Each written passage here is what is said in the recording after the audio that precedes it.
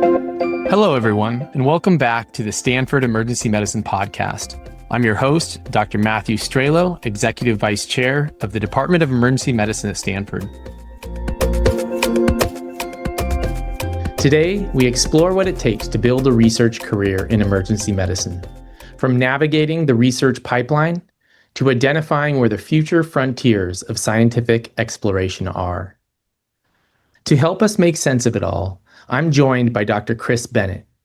He's an emergency physician, an assistant professor, and an NIH-funded researcher.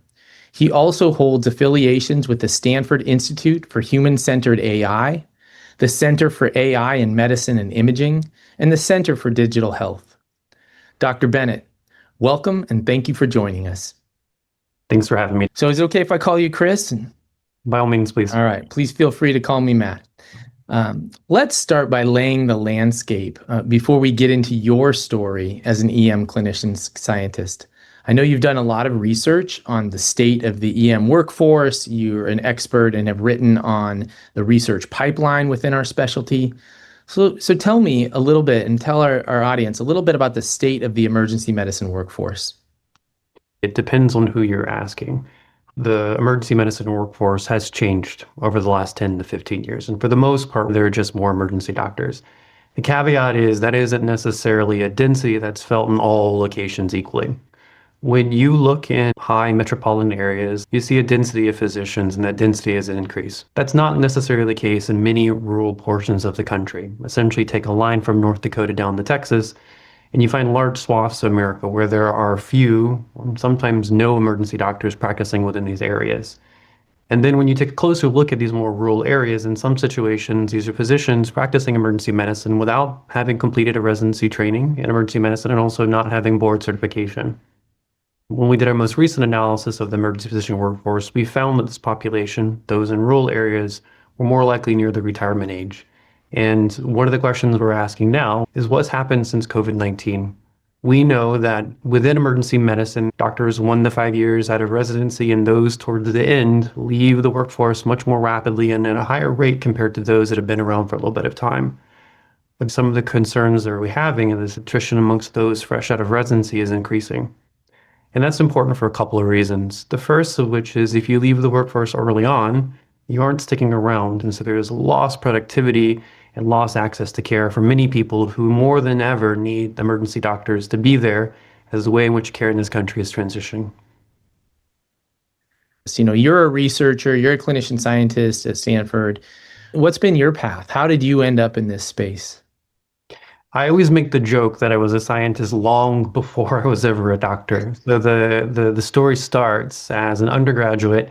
I was absolutely convinced I was going to be a PhD. And I did. I followed that pathway. After finishing my undergraduate degree, I interviewed and was accepted into a PhD program where I spent a couple of years of my life not so enthusiastic about it now looking back. But at the time, I thought I was doing awesome stuff until I realized it wasn't truthfully my calling. And with some degree of difficulty, but with the strong support of my graduate advisor, I took a step back and asked what was it that I wanted out of my life and what was it that I wanted to leave behind me. I still enjoyed research. Fundamentally, the scientific method, hypothesis generation, looking at data was, something that I really did not want to give up. But the approach and the topic was one that I'd not settled on. And so in the process of going through maybe an early midlife crisis, I decided I would go to medical school. And as some people have unfortunately heard this story many, many times before, in my third year, I happened to work with someone by the name of Dr. Judith Centinali, who convinced me that the best and only job that I was fit for was to become an emergency doctor.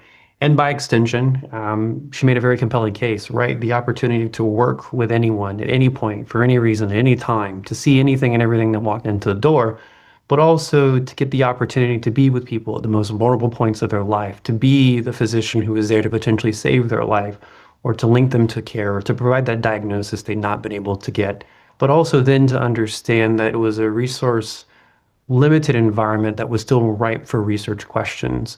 A lot of what we do in our specialty is stuff that's been defined within the last 5 to 10 years. Despite having been around for only a short period of time, we have led some of the most pivotal changes in the House of Medicine And that opportunity to make an impact on a specialty, but clinical medicine broadly, was really too hard to pass up.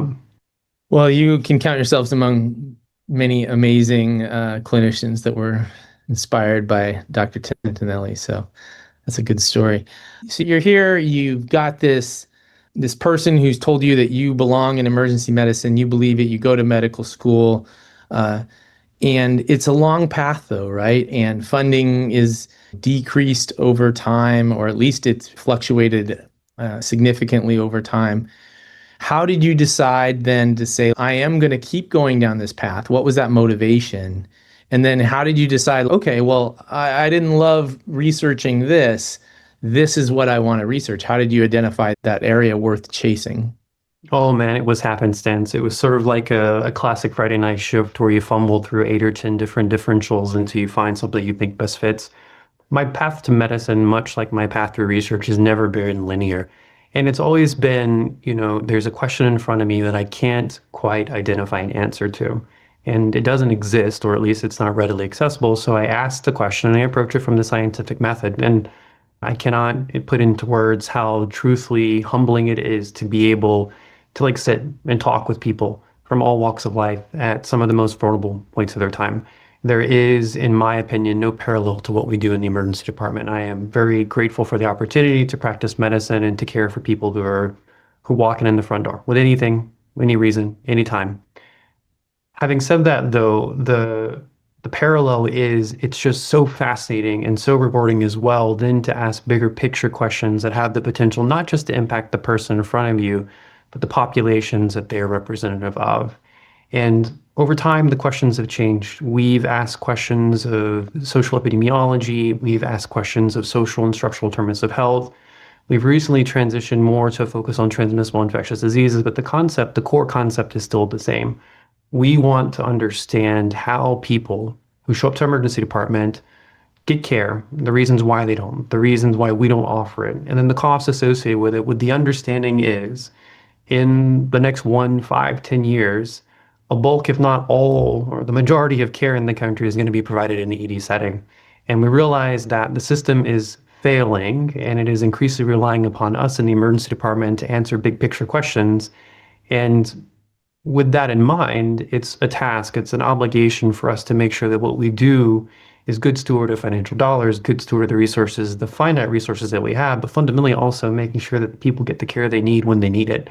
And then being a part of that process is, again, kind of an awesome experience. Had a conversation this morning with a couple of departments whose PhD candidates are really struggling. They are saying, well, I don't know, I'm going into this and maybe it's a funding desert or something like that. And they don't have a longitudinal perspective. And I would say that even right now, it's a different, environment than probably any of us have lived through. Do you have any advice or tips for people as they think about how do I maintain funding and support for the work that they want to do and that they believe is important? Yeah, and this is hard, right?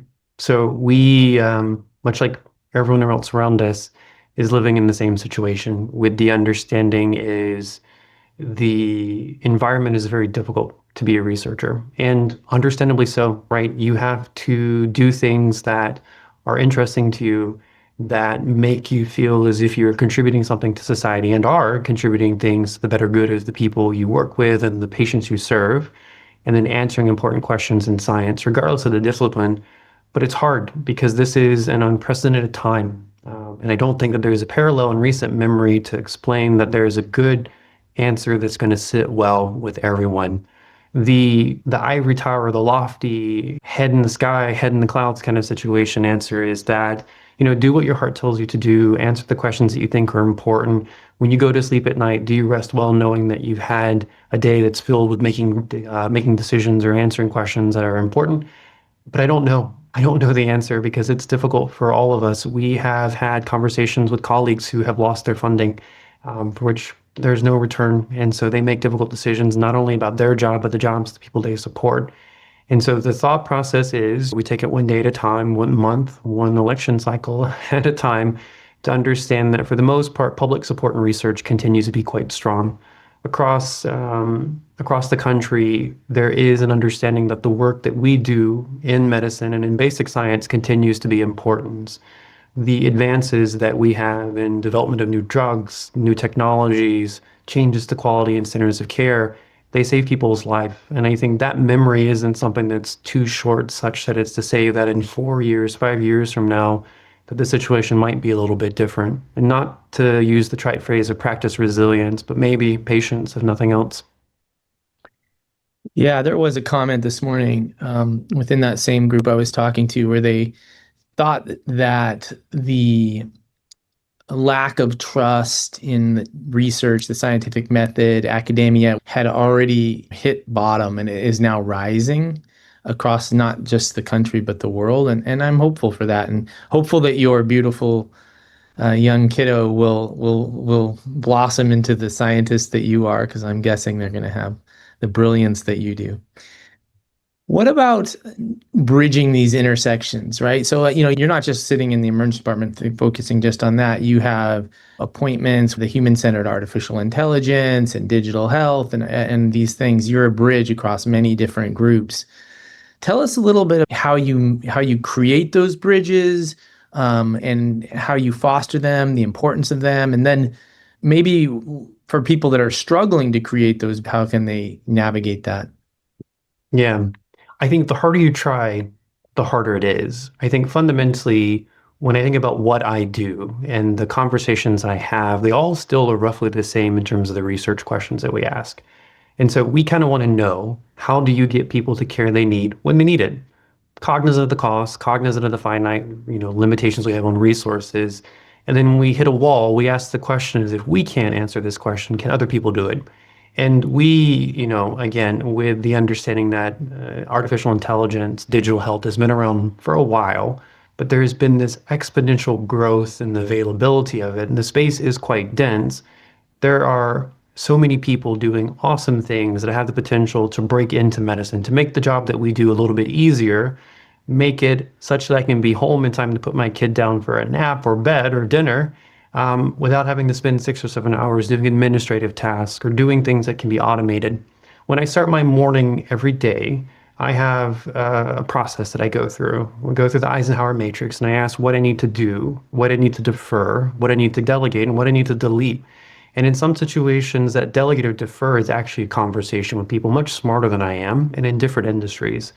We have at Stanford this very unique perspective to be not at the cusp, but generally the bleeding edge of what's going on, the pulse on Silicon Valley's transformation of healthcare.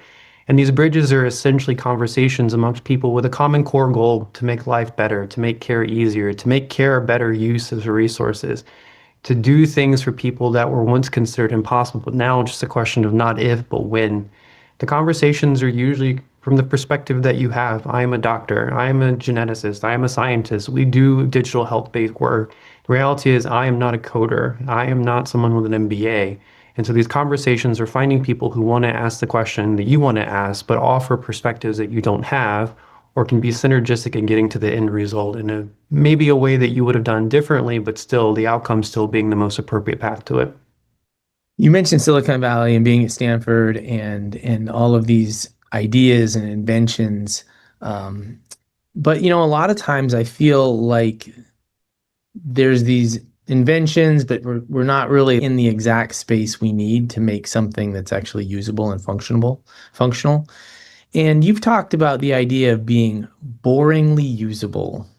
So disruption that sticks, and it's co-created and evidence-based and boringly usable. I just love that term, especially in a very high-paced, but what I consider a pragmatic environment in the emergency department. Tell us a little bit about that idea of boringly usable, how you use that in your own kind of like day-to-day work and how you use that concept, and then how you'd see others able to apply that. Yeah. So I fundamentally identify as a simple person. I have a routine that I like to stick to, and deviations from it cause me stress and anxiety, much like most middle-aged men of my background. What I will say is the death of any great idea is in the scaling, the implementation certainly, but the scaling of it. And for something to work, It has to work not under ideal conditions for which you have trained experts, but it's got to work at 3 o'clock in the morning when the only thing I've had to eat is an open bag of Cheetos 6 hours ago and I am 7 cups of coffee into my shift. It has to work for people with minimal training. It has to be facile to the sort of resource limited environments that we work in. And it's got to withstand the real world things of being tossed, being cleaned, being thrown around. And from technology's perspective, it also has to realize like you can't have 35 clicks. You can't hide in the far corner of the screen. It also has to be something that is facile and it is nimble to the real world constraints of what we do. The best technologies are the things that you open the box, you put on the shelf and they work, or technologies that are seamlessly integrated into the background, or in some situations you don't necessarily know it's there. There's this conversation of disruption and nudging and wedging, but fundamentally, the boringly usable things are the things that we don't recognize that are there but make the biggest impacts. And then I think in terms of, disruption that sticks and co-creation is just the conversation that at the end of the day, one of the biggest parts of my research group is challenging the assumptions that we as scientists have about the types of care that we think should be provided. And I've talked about this extensively, but mostly to say, we have a hypothesis, we have notions about what we think is important to people. When in reality is when you ask people what's important to them, we're usually wrong. And we're not wrong by a little bit, we're wrong by a lot. You have to co-create technology with the users, with the people who are going to be responsible for implementing it. You have to co-create it with the people who are going to be the receiving of it. It has to work. It has to have guardrails. It has to be sensitive, but it has to be pragmatic. And if you create it in a silo, it will not be implementable. It will not be something that scales. And a great idea won't go anywhere. A lot of folks are struggling because of the many switches we have in our work, right? Which is I'm a clinician one moment, I'm an educator another moment, I'm a clinician, scientist, or researcher the next moment. And I think that we talk about how all of that work builds up. And what is your advice to people that are either feeling like a little overwhelmed from their clinical load or just from the very many activities that we have to do in our day-to-day work? What's your advice for how to manage all of that and avoid burnout? Yeah, when you have the opportunity to find the perfect answer for that, please let me know. I feel like at the end of the day, someone who's, I maybe am past the point of early career, I don't know, but I still ask that question on a daily basis. It's never something that's a static answer. I think my day to week to month to year looks different. And so the great thing about emergency medicine is I can stack my clinical shifts and then go back into the lab and sit on a thesis committee for one of the PhD students or graduate students that we work with. Or I can block my clinical schedule in a way that allows me to be on campus to teach lectures or to mentor early career scientists. And so I think that flexibility is important with the understanding is you don't really task shift to any significant degree and have good outcomes as much as compartmentalizing it. But I also fundamentally think that with the advent of technology that makes everything accessible, sometimes learning to say no and when to say no and being okay saying no is fundamentally like one of the biggest predictors of success with regards to not becoming burnout. I think the reality is it has to make sense to you. Obviously, there are things that we have to say yes to. We are doctors who are asked to see very complex cases, and we do it because this is the job description that we signed up for, and it's a responsibility and obligation to the patients that we serve. And outside of clinical medicine, we sometimes have this perception that we can't say no to the things put in front of us because of the way in which our lives have been ingrained from the type A personality of medicine. It's a hard conversation to have with yourself, but it's also a harder conversation to have with the people you love around you. Decisions aren't just me, they're with my family, they're with my staff, they're with my lab, and it has to make sense for the people that I work with.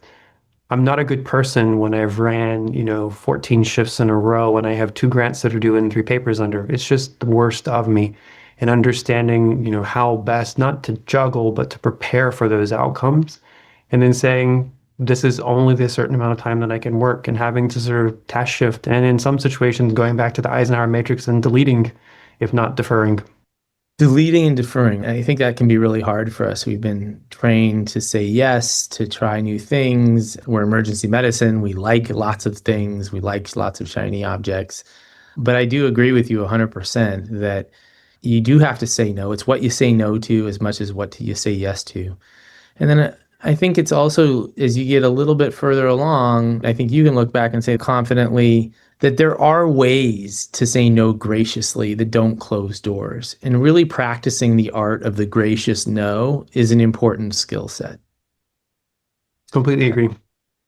Almost every researcher has some kind of mystery that keeps them going, right? That keeps them up at night. What's the question currently keeping you up at night that you're chasing? How can I make myself obsolete? Or how can I make the demands on my time that are not key and important not my problem? I think we as emergency doctors, and this is not necessarily unique to what I do or what my colleagues do as much as physicians in general, we do things that we feel compelled to do but don't need to do. There are clicks, there are forms, there are documents, there are conversations that we don't need to be a part of. And fundamentally, when, Christopher was going into medicine not that long ago, it wasn't because of a desire not to be with the patient or not to be having conversations with those I'm caring for. I didn't want to go into this really administrative or the paperwork or the documentation or the billing inquiries. And I think in the background from our research, what we want to know is how can we provide evidence to people such that they make the best decisions possible without having to dig through landmines of information, sensitive to the cost and the resources, but fundamentally, like, how can we automate things that we don't need to worry about? I mean, being a doctor is hard and it's getting harder and it doesn't need to be that way. When I talked to one of my colleagues who was a physician in what they considered like the heyday of medicine, paternalism certainly, definitely a different kind of medicine, but like they sat with their patients, they talked to them, they were there with them, and they did an exam, but it was one that was a part of the art of the practice, the laying of hands, the healing of the patient with physical diagnostic procedures, but also the emotional connection that went with this long-lasting relationship. It was a different dynamic. The way in which we practice medicine is very different today. There are so many things in front of us that we sometimes often don't see the patient there with us. And I think that is for a lot of reasons, but it's something that has to change. And if we can, have a conversation with someone who maybe isn't a physician and nudge them in a way to make that easier. And if we can, in the haystack of 4 or 5 million different technologies and these unicorns of startups, push it forward and like make our jobs easier, but still give patients care, like make myself obsolete. Absolutely. Every single day I will go to sleep knowing that I put myself out of a job, but fundamentally making the specialty better and making the care even better as well. What does the clinician scientist researcher pipeline look like within the specialty? I think it's a pipeline for which we have a lot of promise and a lot of potential. But I think the big caveats to that is that when you look at federal rankings, whether it be NIH dollars, federal dollars that are non-NIH, foundation, industry-sponsored research, emergency physicians on average are less funded. We are one of the least funded specialty. And that's with both regards to career development awards as well as large research projects. So the R's, the grants that all of us hope to get one day. And that's important because for many reasons, people don't usually go straight to an R. They tend to have some degree of experience and success in career development awards, which dictate their familiarity with the NIH process, and then graduate on, and then by proxy, start to mentor and supervise more early career scientists who do something similar. When you don't have a lot of docs who've done well from K to R and don't have a lot of Rs, you don't have the institutional support and the memory to make it easier for people to fall on your tracks. And so although there are an increasing number of people like myself who have experience in NIH-funded research, that's not on average the sort of expectation that emergency doctors across the country do this type of research or have career intentions for it. A lot of people primarily practice research in parallel with their clinical environment. And as the expectations for clinical workloads increase, research is harder to do. And in light of current changes in administration, the dollars are harder to get as well. And so although optimistic, I think we have a couple of years in front of us before we can understand what recent changes to how and who is funded, what that's going to look like for the future of our workforce with regards to physician scientists. There's so many things I love about my job. The opportunity to work with people like my graduate students, my postdocs, the fellows that I work with, the opportunity to see them learn something and see them ask a question and come to an answer and then have other people find value in it It's kind of an awesome thing. And one of the reasons why I do the work that I do outside the department, that I teach and I give these lectures in health policy and epidemiology, is to try to show the value of what we do in the emergency department. That's just beyond sewing up people or sticking needles in holes. Like fundamentally asking the questions that need to be asked, that people don't want to ask for the populations that are underserved, and understanding we're here, the front door is open, like we're going to keep talking, we're going to keep doing these things, and like eventually like you're going to start listening to us. But like bringing other people into the good fight, you know? Chris, how has your work as an EM physician impacted your parenting? My child has the most interesting number of sounds and responses to the most unusual things. And there is this fear that goes into a new squeak or a pip or a shake that is usually informed by a fear of like, is this a febrile seizure? Is this hypoglycemia? Does the kid have hand, foot, and mouth? And it's like, if anything, it is more terrifying to be a doctor and a parent than not. My husband, who is not a physician at all, has a healthy amount of fear, but it's one based on uncertainty, whereas mine is sort of the worst case scenario. I think fundamentally, though, it's with the understanding is for the most part, like kids are pretty pliable, kids are pretty resistant. I grew up in a very, very poor portion of the country, and my first crib was a washing basket on top of the nightstand. So I made it through. My kid will make it through as well. But fundamentally, it's with the understanding that it's new, it's novel, much like being an early doctor on, things get better with time. The more experience you have, and just knowing that with experience comes certainty, and with certainty comes calm, she'll be fine. Much like going through the early stages of medical school and residency and fellowship and faculty position, like she'll be okay. Well, that is amazing. And she is, although she's scaring you, I'm sure she is going to be just fine, like you said, and equally inspiring as yourself. That's a wrap for today's episode. Huge thanks to Dr. Bennett for sharing his experience and his expertise.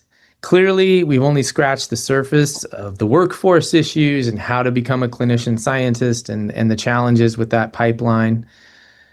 Keep tuning in for more on this topic in future episodes. For those listening, be sure to check out the show notes for link to Dr. Bennett's latest work and studies. If you liked today's episode, don't forget to subscribe, leave a review, and share it with a colleague. And as always, we want to hear from you. Send us your questions, your ideas, and your feedback at the link in the description. Thanks for tuning in. We'll see you next time. Until then, keep taking care of anyone, anything, at any time. Thanks, Chris. That was awesome. As always, you're so eloquent and well-spoken and thoughtful. I really appreciate your time. You know, I've been accused of many things, Matt, but that's not one of them. Which one? Eloquent, thoughtful, or articulate? I mean, if this is an insert question, it's probably D, all of the above. I don't make those questions anymore. Not true.